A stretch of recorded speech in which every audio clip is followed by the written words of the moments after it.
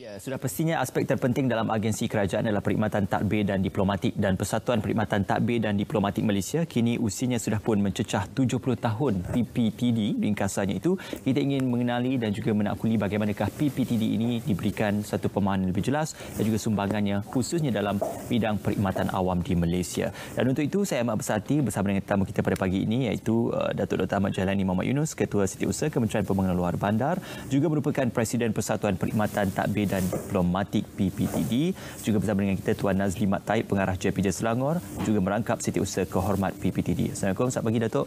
Dan juga Tuan, apa khabar? Alhamdulillah. Sekali lagi kita bersua kembali. 70 tahun Persatuan Perkhidmatan Tadbir dan Diplomatik Malaysia. Ini satu perkara yang cukup menarik untuk kita tekuni dan kita teladani, Datuk. Mungkin Datuk boleh kongsikan tentang PPTD ini, apa yang boleh kita fahami? Terima kasih kepada Mae dan juga kepada ATM khususnya akan dapat menjemput kami daripada Persatuan Tadbir dan Diplomatik untuk berkongsi sedikit sempena dengan 70 tahun PPTD ataupun Persatuan Tadbir dan Diplomatik ini. Jadi sebagaimana yang Mae lontarkan soalan begitu, PTD ini telah melalui Persatuan Tadbir Diplomatik telah melalui satu tempoh masa yang cukup panjang.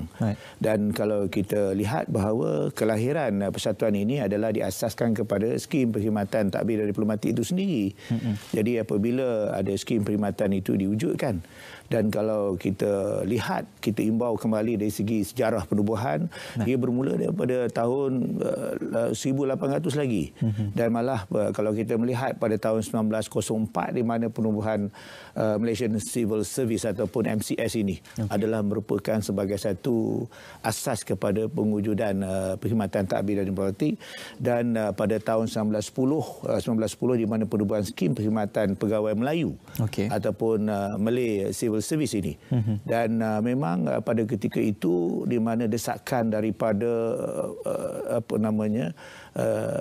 rakyat di Malaysia untuk mengadakan pegawai-pegawai Melayu dalam perkhidmatan tadbir ini. Jadi memang tak ramai. Pada ketika itu hanya orang putih saja yang menguasai perkhidmatan tadbir di negara ini.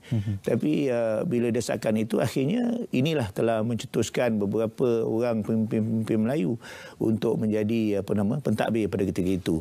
Dan kesan daripada itu kita lihat akhirnya tertubuhlah Malaysian Civil Service ataupun MCS ini sebagai asas kepada perkhidmatan tadbir dan diplomatik. Jadi bila dah ada perkhidmatan ataupun dipanggil sebagai Malaysian Civil Service ini, perkhidmatan tadbir ini, maka di situ wujudnya pada bulan Januari tahun 50 di mana diwujudkan Persatuan Tadbir dan Diplomatik ataupun PPTD lah, kemudiannya nanti dia akhir kepada PPTD lah apabila berlaku perubahan dalam perkhidmatan, kerana dulu ada perkhidmatan luar negara, ada perkhidmatan dalam negara. Jadi pada tahun 1970 dia digabungkan kedua-dua itu sekali, perkhidmatan luar negara, perkhidmatan dalam negara, menjadi pegawai tadbir dan diplomatik. Jadi kesan daripada evolusi inilah kita lihat bahawa hari ini kita ada Persatuan Perkhidmatan Tadbir dan Diplomatik Malaysia. Dalam hal ini juga anggotanya terdiri daripada anggota-anggota dan juga pegawai dalam perkhidmatan tadbir dan juga diplomatik. Jadi bagaimana persatuan ini mencapai objektifnya dalam usaha untuk memberikan satu kita kata revolusi kepada anggota-anggotanya sendiri dalam memastikan agar bidang tugas dapat dilaksana dan juga persatuan juga dapat digerakkan secara bersama? Kami melihat bahawa dalam perkhidmatan tadbir dan diplomatik ataupun PTD ini, kita ini bukan dilahirkan menjadi PTD. Kerana kita percaya bahawa dalam pembentukan DNA seseorang pegawai PTD itu adalah melalui latihan, mentoring. Pasal kita percaya kita dilatih daripada mula perkhidmatan kita sehingga kita mencapai satu tahap dalam perkhidmatan yang tertinggi di dalam perkhidmatan kerajaan hari ini. Jadi dalam konteks ini kita dibentuk daripada satu tahap ke satu tahap. Dan latihan kita bermula daripada kadet itu. Jadi di sinilah merupakan asas atau merupakan fundamental dalam pembentukan seorang pegawai tadbir dan diplomatik itu. Jadi kita dilatih. Dari situ kita perlahan-lahan kita belajarlah daripada kita punya sifu ataupun kita punya senior ni. Jadi inilah cara mana kita belajar. Dan untuk mencapai kepada satu tahap yang tinggi, kerana kita perlu melalui beberapa proses ini, iaitu pendidikan, pendedahan, dan juga dalam masa yang sama kita juga diberi beberapa pendedahan yang di luar daripada tugas kita. Kerana sifat seorang PTD itu kita mesti diberi latihan kepada 8 core utama tu. Jadi di sinilah kita membentuk jati diri kita, membentuk sifat untuk kita membantu orang dan juga sifat profesional dalam perkhidmatan kita itu. Lebih penting melahirkan anggota perkhidmatan yang berintegriti dan menjalankan tanggungjawab. Ini satu perkara yang cukup menarik kerana tempoh 70 tahun menandakan tempoh kematangan bagi Persatuan Perkhidmatan Tadbir dan Diplomatik Malaysia. Dan ini juga menandakan sambutan Jubli Platinum untuk PPTD. Mungkin Tuan Nazri boleh kongsikan tentang sambutan Jubli Platinum 70 tahun PPTD, Tuan. Pertama sekali, apa yang kita laksanakan pada tahun ini dan keadaan semasa yang kita dilanda wabak COVID dan sebagainya. Pada bulan 8 yang lalu kita buat satu program di Pulau Bidong yang mana kita buat sambutan 70 tahun di bawah air lah, underwater punya program bersekali dengan sambutan Merdeka pada tahun ini. Dalam program ini, sambutan ini kita lebih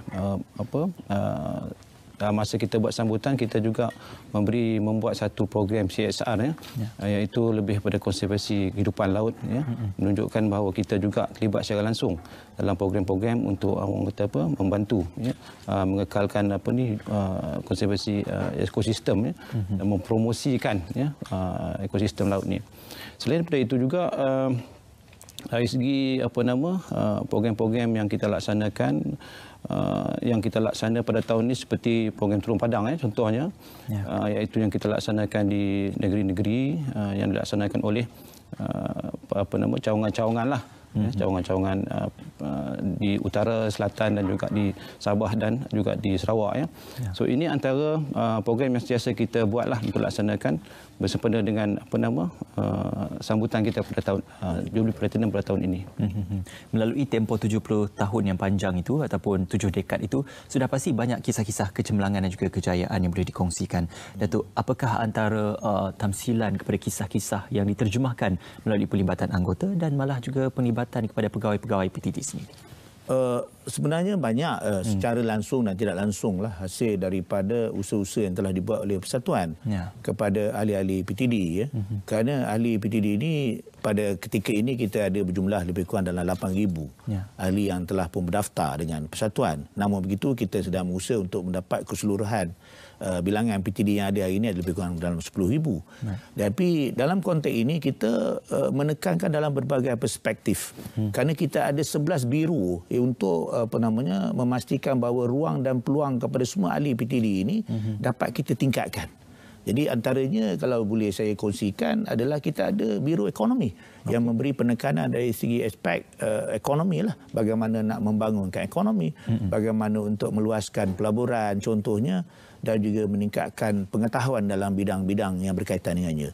Begitu juga dalam bidang strategi contohnya, profesional contohnya, dalam bidang sosial contohnya, dalam bidang kebajikan contohnya. Jadi ada banyak biro-biro yang telah, malah kita ada biro kesenian dan kebudayaan.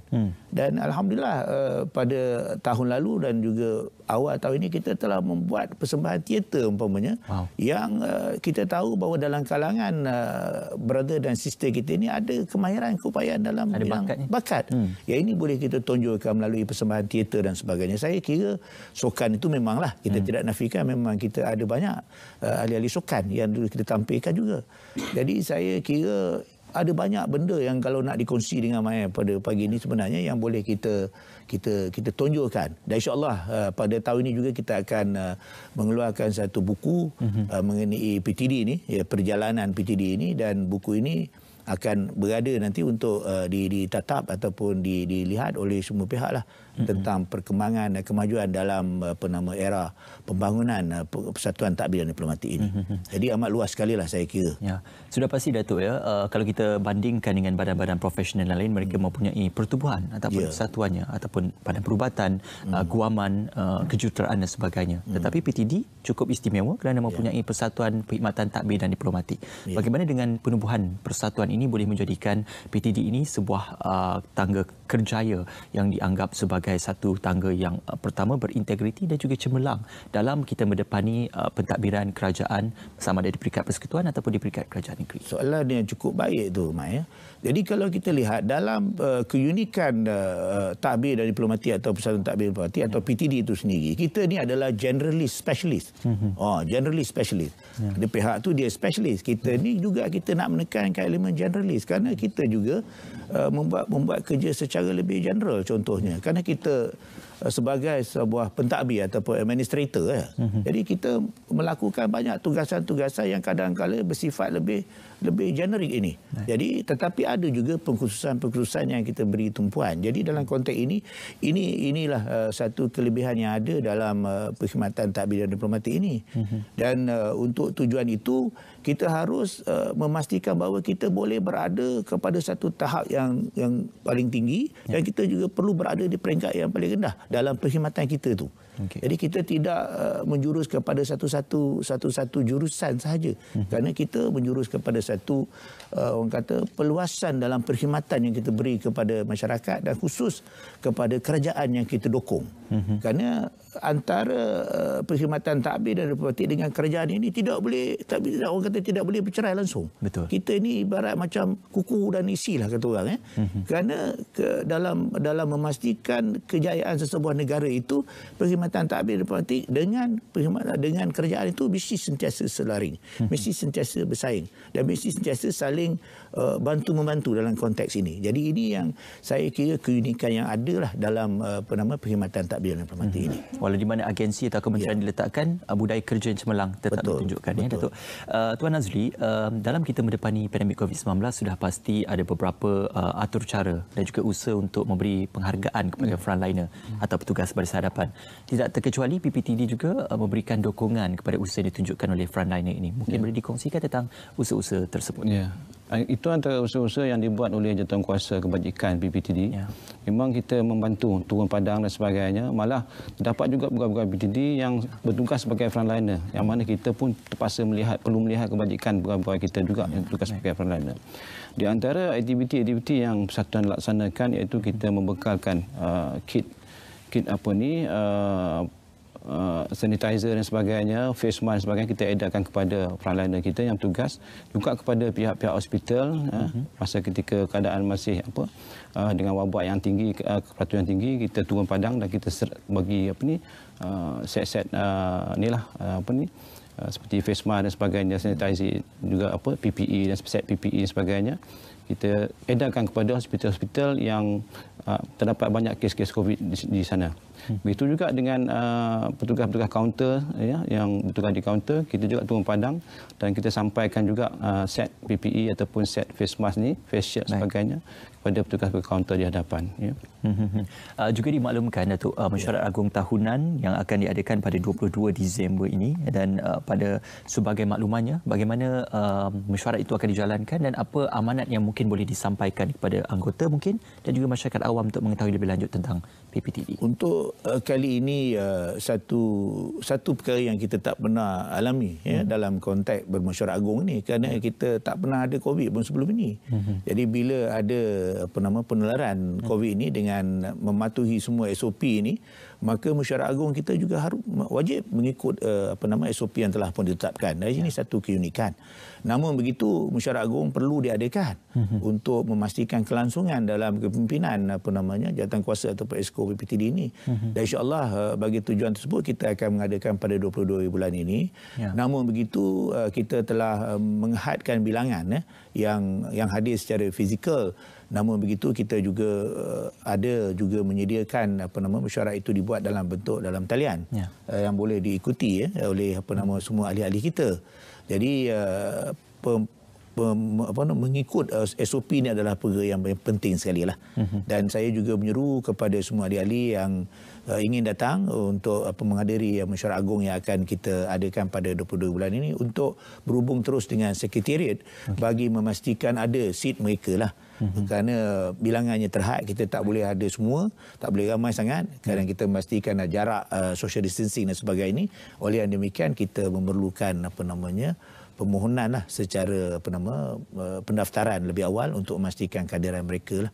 InsyaAllah. InsyaAllah. Korelasi daripada mesyuarat agung tahunan itu sudah pastinya setiap persatuan itu mempunyai visi dan misi yang akan dicapai ataupun perancangan yang akan diterjemahkan menjelang tahun baru untuk 2021. Bagi pihak PPTD sendiri, apakah antara perancangan dan juga perkara-perkara yang dah dicapai 2020 dan juga 2021 yang akan berjengah tiba untuk sama-sama memberikan penambahbaikan kepada persatuan sendiri, Tuan? Okey. Dalam keadaan sekarang ni, persatuan lebih fokus kepada yang pertama sekali kebajikan ahli-ahli kita lah. Kebajikan ahli-ahli dan juga dari segi pembangunan fizikal. Ya. Pada tahun ini kita giat merancang untuk mewujudkan atau membina rumah kelab kita sendiri. Yang mana sekarang ni rumah kelab kita ni kita berada di Kuala Lumpur, Jalan Sultan Salihuddin. Tapi kita telah pun mendapat sebidang tanah di Putrajaya. Yang mana ini telah kita rancang 2-3 tahun lepas lagi kita dah mula merancang, bukan senang untuk membina sebuah kelab yang lebih baik, ya. So ini antara fokus yang persatuan cuba laksanakan pada tahun depan, supaya sebab kebanyakan ahli-ahli persatuan ini berada di Putrajaya, di Lembah Kelang Putrajaya, supaya dapat juga kita wujudkan, dapat membina rumah kelab ini yang memang sangat dinanti-nantikan oleh ahli lah.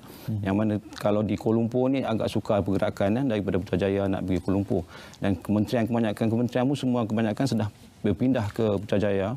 Jadi adalah satu orang kata apa fokus utama kita lah untuk mewujudkan rumah kelab di Putrajaya ini agar orang kata apa aktiviti ahli dan juga hubungan ahli ini lebih dapat ditingkatkan dengan lebih mesra lah orang cakap.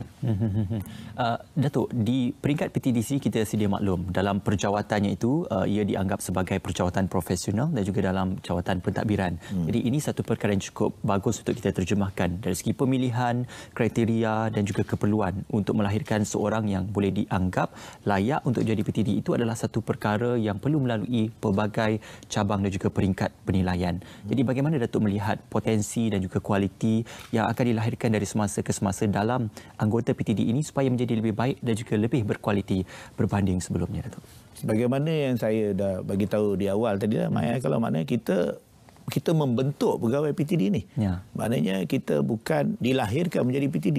Oleh demikian, dalam kita membentuk seorang pegawai takbir yang betul-betul mempunyai jati diri yang tinggi, integriti, sebagaimana yang telah pun kita maklumkan tadi, dia punya tapisan itu amat ketat sekali.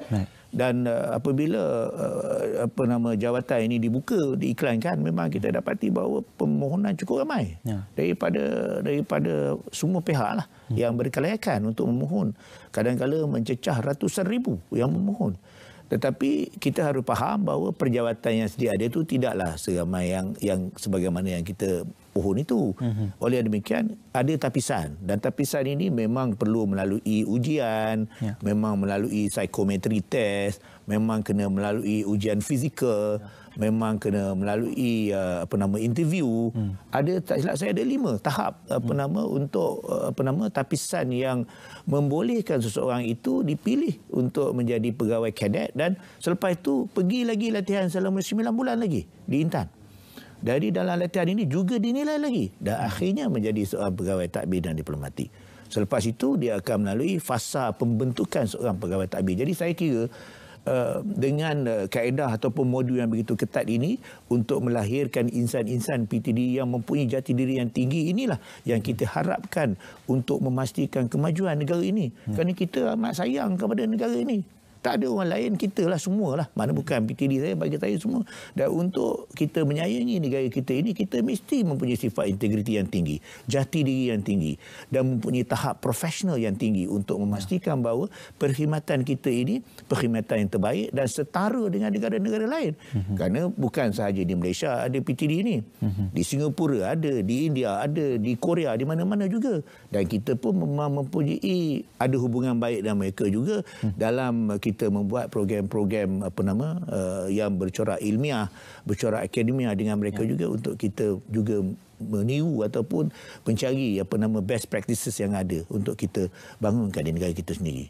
Jadi saya kira ini satu proses yang cukup teliti yang dibuat oleh semua pihak, khususnya JPA, untuk menjadikan seorang itu menjadi pegawai PTD yang baik.